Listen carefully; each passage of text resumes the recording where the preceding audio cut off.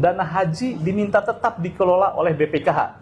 Dan ini statement ini Ketua Pimpinan Pusat Muhammadiyah yaitu Buya Anwar Abbas dan juga beliau sekaligus di pimpinan teras di MUI. Iya. Ini bagaimana nih Anda menyikapinya? Jadi BPKH itu ketika boleh melakukan investasi, boleh mengelola uang di dunia investasi dan bisnis, Iya. ya selama tidak merugikan. Kalau terjadi kerugian maka itu Tanggung menjadi renteng. tanggung jawab pimpinan dengan tanggung renteng. Ternyata dengan undang-undang itu cukup efektif membuat BPKH bisa akuntabel soal keuangan. Transparansi, akuntabel gitu kan? Transparansi, akuntabel, dan tidak pernah punya masalah sama sekali soal keuangan. Iya. Nah, kemudian yang kedua adalah bahwa BPKH selalu ternyata tidak pernah sampai telat. Kemudian Membayar. kekurangan untuk membayar kebutuhan daripada haji. Bahwa ini sudah menjadi sebuah sistem clear, profesional, dan kemudian betul-betul memiliki kemampuan untuk mengelola keuangan dan melancarkan semua proses daripada haji. Oke. Nah, kalau ini sudah settle, sistemnya Oke. udah jalan dengan manajemen yang safety, ya, tidak ada urgensitas untuk kemudian dilebur dengan BPH. Jadi Anda menegaskan bahwa mendukung terhadap statement yang dilakukan oleh Buya Anwar Abbas. Bukan mendukung, kebetulan sama aja. Sama persepsinya gitu. Iya, sama pikirannya. pikirannya Sama. Apalagi beliau orang keuangan. Beliau itu seorang yang ekonom, tahu persis. Iya, Beliau ya. kan dosen ekonomi.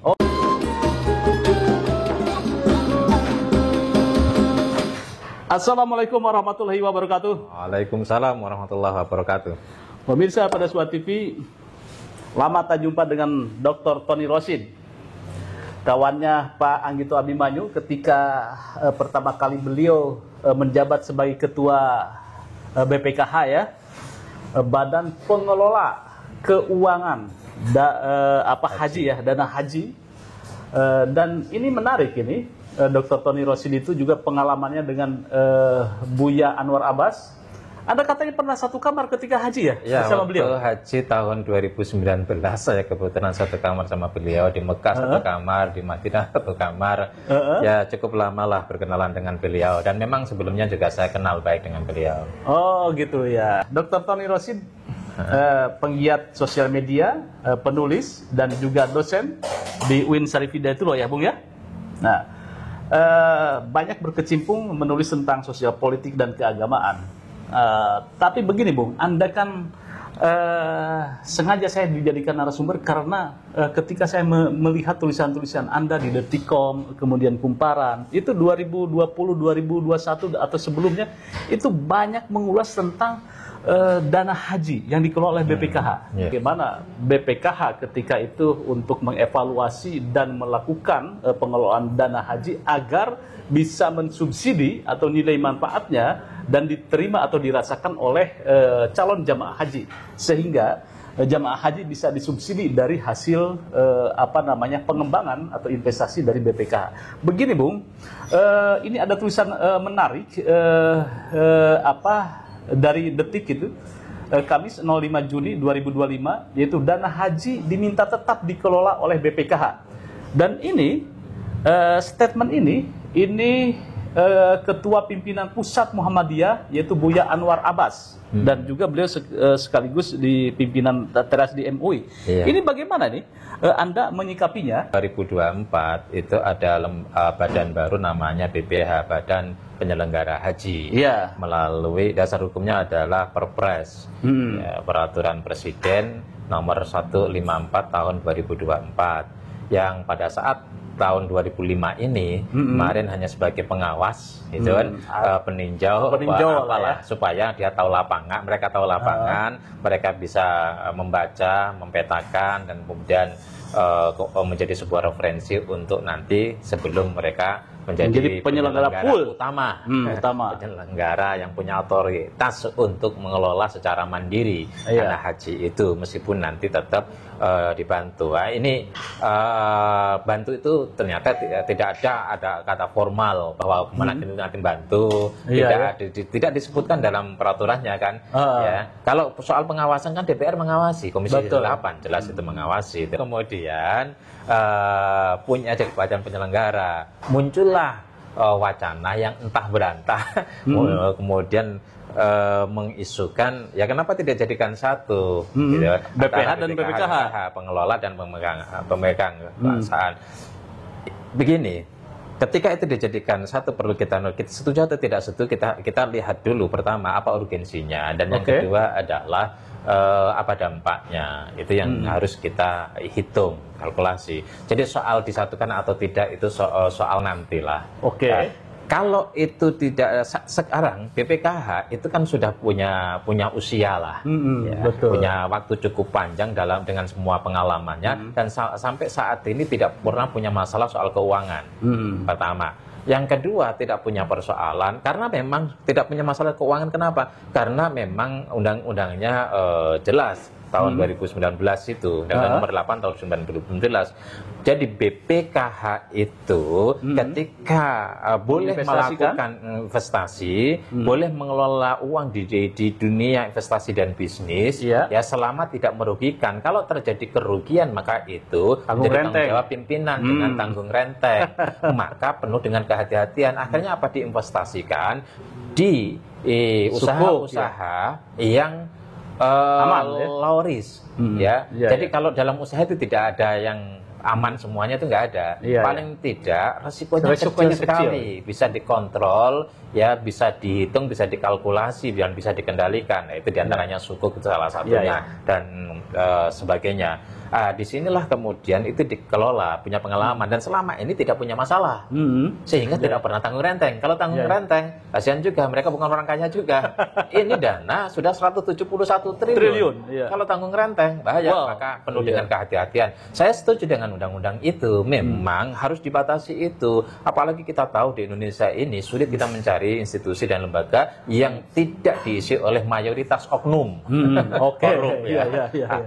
Oleh karena itu, ternyata dengan undang-undang itu cukup efektif membuat BPKH bisa akuntabel soal keuangan, transparansi, akuntabel, akuntabel, dan tidak pernah punya masalah sama sekali soal keuangan. Nah, kemudian yang kedua adalah bahwa BPKH selalu ternyata tidak pernah sampai telat. Kemudian kekurangan untuk membayar kebutuhan daripada haji. Haji misalnya 100.000 atau 200.000, ya tetap disiapkan. Artinya bahwa ini sudah menjadi sebuah sistem clear, profesional, dan kemudian betul-betul memiliki kemampuan untuk mengelola keuangan dan melancarkan semua proses daripada haji. Kalau ini sudah settle, sistemnya udah jalan dengan manajemen yang safety, tidak ada urgensitas untuk kemudian dilebur dengan BPH. Itu satu. Yang kemudian yang kedua, BPH ini lembaga badan baru. Untuk menyelenggarakan haji aja mereka belum punya pengalaman. Tes case-nya besok 2026. Apakah kemudian ketika mereka menyelenggarakan itu ada masalah atau tidak? Kalau kemudian kita sekarang, ini kan haji kemarin sempat semerawut kan, ada banyak masalah. Betul. Ada problem tapi tidak perubahan itu menjadi BPH atau diserahkan BPH kan bukan karena kasus ini, jadi tidak ada hubungannya. Tidak ada hubungannya BPH BPH. Tetapi ini memang ingin betul-betul Kemenak itu tidak mengurusin masalah keuangan. Kemenak itu udahlah ngurusin banyak pekerjaan di Indonesia yang perlu konsentrasi, perlu konsentrasi, perlu daya fokus untuk kemudian diselesaikan. Biarlah haji diurus oleh lembaga tertentu sehingga tidak terkontaminasi Kemenak ini dengan urusan yang seperti itu. Nah, karena itu dibikinlah BPH. Nah, BPH ini akan betul-betul menjadi lembaga independen. Jadi kalau kemudian terjadi masalah, terlokalisir. Jadi terhadap penyelenggara, penyelenggara saja. Jadi bukan masalah keuangan sendiri. enggak, sebelum itu untuk keluar dari Kemenak dulu. Oke. Jadi penyelenggara di sini penyelenggara aja. Oke. Kalau selama ini kalau haji ada masalah, itu yang dikejar-kejar bukan Dirjen Haji, bukan cuman Direktur Haji, yang dikejar-kejar Kemenak, yang nama buruk Kemenak. Ini sebenarnya usaha untuk menyelamatkan Kemenak juga. Oke. Ya. Ketika BPH ini untuk menyelenggarakan haji sendiri itu butuh effort yang luar biasa, apalagi badan baru, orang-orang baru yang belum pernah, ya dalam tanda kutip, mereka secara mandiri ya untuk menyelenggarakan haji. Mungkin secara individu pernah jadi panitia, tapi kan panitia bukan pimpinan. Apalagi di sini kayak Indonesia lah kan, timnas ya. Timnas Indonesia itu kan butuh waktu untuk sinergi, untuk menyatukan ritme permainan. Kalau nggak nyatu, kalau terlalu prematur, yang terjadi apa? 6-0. Ya, itu orang-orang secara profesional itu luar biasa, bagus-bagus. Tapi belum chemistry-nya mungkin perlu ada belum nyambung, sinergitasnya belum ketemu, koordinasinya belum menyatu. Ya, ini BPH 1 akan dihadapkan oleh persoalan pengalaman, maka mereka akan uji coba di 2026 itu soal penyelenggaraan. Pasti akan banyak dinamikanya, kemudian banyak juga persoalan yang harus dihadapi. Di situ butuh waktu untuk belajar tahun demi tahun. Kemudian yang kedua tentang kekompakan kinerja, dan itu juga butuh waktu kekompakan itu, dan itu akan dilakukan sebuah revisi demi revisi, perbaikan demi perbaikan, gitu loh. Nah, kalau sudah sampai ke sana baru bicara, you clear dulu, lu buktikan dulu, lu mampu untuk penyelenggaraannya dulu. Itu pun kalau sudah clear mampu menyelenggarakan, tidak otomatis BPKH kemudian dilebur pengelolaannya. Nanti kalau dilebur dari 1 tambahan, mulai dari 0 lagi, 0 api. Bagaimana mengelola uang supaya ini betul-betul ada jaminan bisa berangkat haji, keuangannya tersedia. Belum lagi soal bagaimana mengelola keuangan. Lebih bagus BPKH sendiri, sehingga kalau ada masalah bisa di tracing. Ya masalahnya di mana? Di penyelenggaraannya atau di keuangannya, gitu loh, di keuangannya. Sehingga kemudian bagi badan pengawas Kemenak, misalnya atau komisi 8 gitu. Atau kemudian bagi rakyat tahu untuk memisahkan itu. Jadi saya teringat apa yang diungkapkan oleh René Descartes ya. Latar belakangnya filsafat. Jadi otak itu munculnya begitu. Desain filsafat kan gitu. Jadi kalau ada masalah itu dirinci dulu sampai yang detail, kemudian dicari yang paling mudah kan gitu. Maka pemisahan ini itu sebenarnya untuk melokalisir sebuah persoalan. Setuju. Sehingga ketika persoalan dilokalisir, menyelesaikannya jauh lebih mudah. Tidak kemudian ketika ada masalah satu, gitu kan, BPKH, BPH jadi satu, ada masalah, ini bisa gulung tikar, bisa kemudian nanti ada tugasnya pisah, ngapain juga disatukan. Buat apa? Logikanya begitu kan? Karena yang dibutuhkan SDM untuk dua badan ini beda. Itu berbeda, tugasnya beda, gitu kan. Concernnya beda, kebutuhan sumber dayanya beda, kompetensinya beda. Kalau disatukan malah tumpang tindih, nanti orang yang bagian penyelenggara pengen ke situ. Namanya di sini duit kan? Duit gitu loh. Aku kelola aja lah. Nah, ini ribet. Makanya ini saya concern ini, Bung. Statement dari Buya Anwar Abbas ini wanti-wanti ini di media atau di Detik. Sudah lama saya nggak ketemu sama beliau. Semoga beliau nonton ini nih. Ya Buya ya, sudah lama nggak ketemu Buya. Kapan-kapan lama saya ini. Kapan-kapan podcast ini Buya tentang statement ini. Ya, jadi Anda menegaskan bahwa mendukung terhadap statement yang dilakukan oleh Buya Anwar Abbas. Bukan mendukung, kebetulan sama aja. Sama persepsinya gitu. Iya, sama pikirannya. Sama. Apalagi beliau orang keuangan. Beliau itu seorang yang ekonom, tahu persis. Beliau kan dosen ekonomi. Dan memang latar belakang pendidikannya ekonomi. Dia tahu persis bagaimana sesungguhnya kalau disatukan support terhadap SDBA-nya nanti akan berbeda, akan kacau. Bung, katakanlah revisi, ada revisi dua undang-undang. Yang pertama revisi undang-undang tentang pengelolaan dana haji, kemudian juga ada revisi tentang penyelenggaraan haji. Nah, kira-kira menurut Anda ini masukan lah ya sebagai intelektual NU itu ya. Masukan terhadap revisi kedua undang-undang ini seperti apa kira-kira? Ya sayangnya saya tidak membaca draftnya ya, draft RUU ya. Saya kadang-kadang diundang oleh fraksi, kan suka diundang oleh fraksi untuk membicarakan tentang draft RUU gitu ya. Sementara saya belum membaca draft itu. Saya pikir untuk penyelenggaraan haji gitu kan, memang lebih bagus ya. Ini kan kayak kemarin misalnya, yang ini aja lah, yang baru pada pulang ini. Kan. Ini mereka bekerja dengan yayasan lah bahasanya ya. Syarikat gitu ya. Ada 8 syarikat, tadinya kan 1 syarikat. Akhirnya suami istri bisa. Ada bisa. Itu satu hal yang menurut saya perlu diterbitkan, entah redaksi dalam pasalnya seperti apa. Ya menurut saya perlu diperjelas itu. Sehingga cenderung hampir ke teknis ya, meskipun undang-undang tidak bicara tentang teknis ya, itu nanti ada di Perpu dan sebagainya. Terus kemudian yang kedua adalah soal pengelolaan keuangan. Nanti dulu ke BPH dulu. Jadi di sana mesti itu punya tempat, punya tempat khusus, tempat khusus. Ya mungkin ada kawasan haji. Kampung haji gitu, ada kampung haji. Misalnya kota haji, kampung haji, ya, Haji Village atau apalah, itu terserah istilah saja itu. Itu untuk memudahkan konsolidasi, untuk memudahkan koordinasi, untuk sehingga tidak kececer di mana-mana. Ketika ada orang Indonesia itu kan Mekah, meskipun itu paling berapa hektar, tapi trouble-nya bukan main. Kreditnya bukan main, orang masuk ke sana di situ kan ya. Pintu mana, apalagi orang baru. Kita kan kalau ke sana itu kan hampir setiap hari ketemu orang kesasar. Tetapi kalau kemudian kita punya kampung haji atau kota haji atau pusat haji, di situ orang kalau kesasar, orang Indonesia larinya ke situ. Lari ke situ. Di situ kemudian disiapin guide, disiapin pusat informasi dan sebagainya.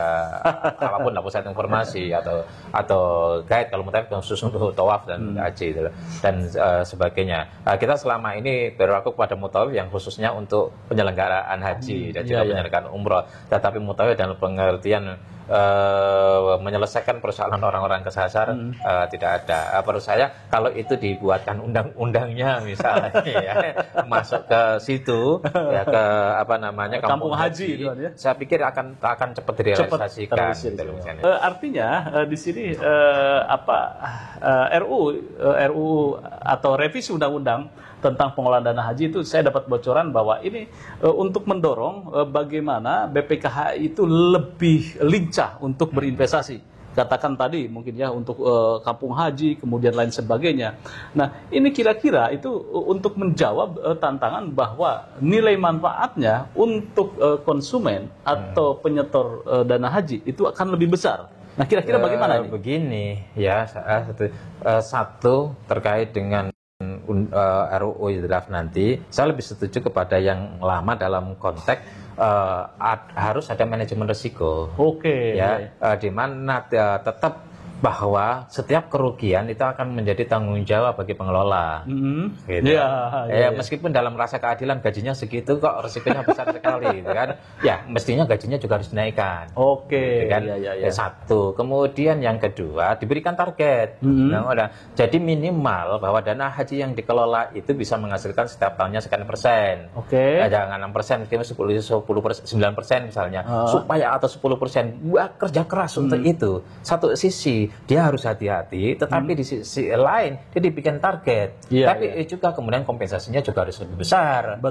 Jangan kemudian gaji 50 juta suruh nanggung 150 triliun. Kira-kira gitulah, 171 triliun kalau rugi gitu. Jadi diperbesar gitu kan, sehingga mereka tidak betul-betul fokus di situ kerja keras gitu. Tetapi manajemen risikonya itu tetap dipertahankan. Di sisi lain mereka harus diberikan target. Ya dengan target itu mereka akan memiliki keberanian untuk bekerja lebih luas. Investasi ya. Pemirsa pada Suara TV memang ini terkait masalah dana haji menjadi sebuah concern dari berbagai pihak. Satu sisi mendorong BPKH, adanya BPKH itu sangat membantu ketika nilai manfaatnya jamaah haji itu bisa lebih ringan untuk membayarnya. Yang kedua, memang investasi ini sebetulnya, Bu ya, saya setuju ya. Investasi yang dilakukan oleh BPKH itu boleh berinvestasi, tetapi tidak boleh rugi, katakanlah begitu, dan ditanggung renteng. Ini saya kira itu, saya nggak sanggup ini, Bu. Iya. Karena bukan orang keuangan, bukan orang yang biasa bergaul dengan atau berkecimpung di dunia investasi. Bagi mereka yang biasa terbimbing dengan investasi itu tantangan. Oh, di situ kan mantan-mantan orang bank di situ. Oke, ya. ekonom Bukan ekonom, mantan praktisi bankir, ekonomi. Nah, itu bisa juga kerjasama dengan yang lain. Kalau Bank Malaysia, ya, Dana Bank Haji Malaysia itu punya di Kaltara itu dulu punya 30.000 hektar untuk sawit. Ya. Saya karena apa? Saya pernah diminta oleh orang Malaysia, kebetulan kawan di sana, minta sama saya untuk menjualkan. Saya nggak dapat pembeli, sekarang dibeli oleh teman saya tanpa melalui saya. Itulah persoalannya. Nah, mestinya kalau melalui saya, kaya raya ya. Bukan kaya raya, paling tidak cukup lah untuk membiayai operasi haji kan. Oke. Ya, itu kalau case-nya di Malaysia bahwa dana haji, pengelolaan dana haji atau investasi haji itu diinvestasikan tadi ya, kelapa sawit juga kan? Iya. Nah, tapi kita tidak tahu apakah ada sawit, mungkin juga ada tambang. Saya pikir banyaklah usaha-usaha yang sesungguhnya itu low risk, ya, tetapi bisa menaikkan return-nya. Bagaimana menurut Anda? Apakah setuju bahwa pengelola keuangan haji dan penyelenggara haji itu dipisah, dan juga pengelolaan keuangan haji tetap di BPKH, atau seperti apa pendapat Anda? Tulis komentarnya di sini. Terima kasih, jangan lupa like, share, subscribe pada suatu video. Wassalamualaikum warahmatullahi wabarakatuh. Waalaikumsalam warahmatullahi wabarakatuh.